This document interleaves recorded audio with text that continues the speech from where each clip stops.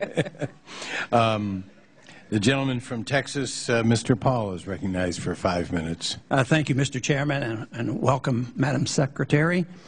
I have a general question I want to ask about foreign policy, but leading up to that question, I would like to mention first that the election had something to do with bringing about change in tone with our foreign policy, and I think there has been some very positive changes in tone, and many of us have argued for more diplomacy rather than more threats, so many of us are pleased with that. It goes back to the old saying of speaking softly and still being willing to carry a big stick. But sometimes I wonder whether that big stick doesn't get wielded a little too often and too often.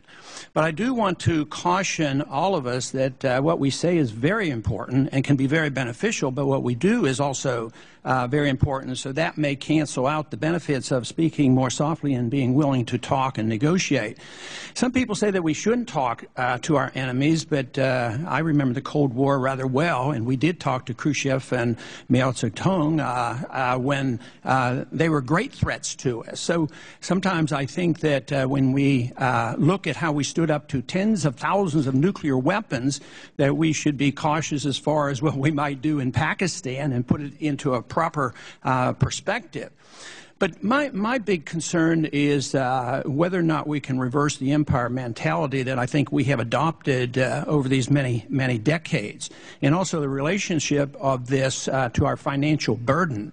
Though we are speaking more softly and would like to get some troops home, the first thing that was done was our DOD budget was increased by 9% in a time when our national debt in the last 12 months went up $2 trillion.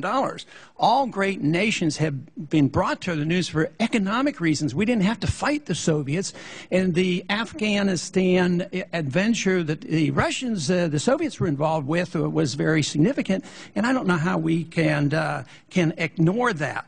So I would like to ask the question about whether or not you can give me some signs or indication or some encouragement that maybe we shifted policies in the slightest manner. Have we brought any troops home? Are we less involved in Iraq? Will that war ever end?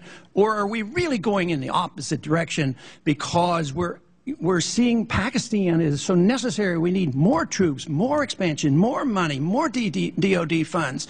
So coming from my perspective, I can't see the difference, even though, like I said, I am pleased that there's a willingness to talk and try to work things out, and I think that is very positive. I always think that people who aren't willing to talk are insecure. This whole idea that we are so strong, to me, it seems that we lack confidence if we can't talk to people. And we are strong enough. Nobody's going to attack us militarily.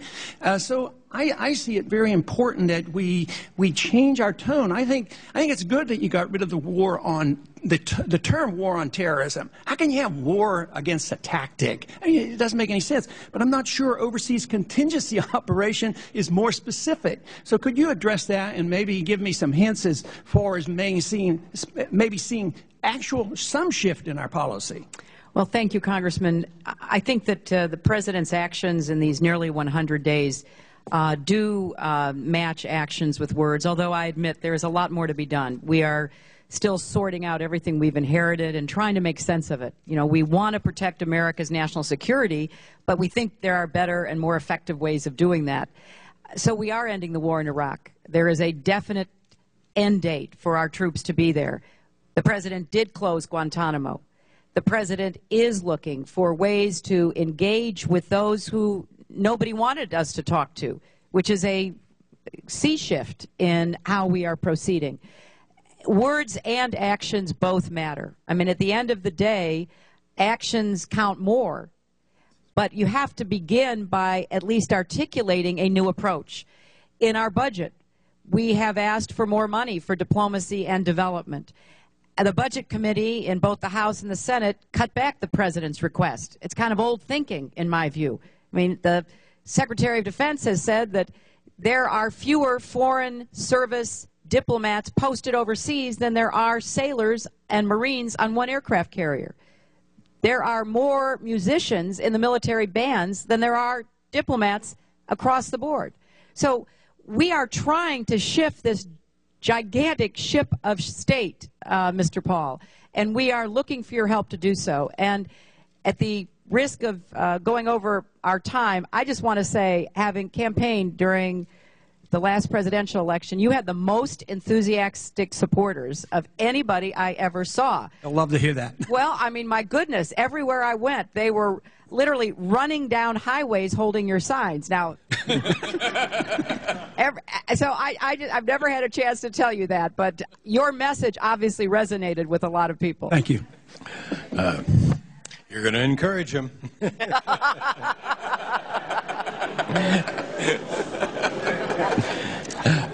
The gentleman from Florida.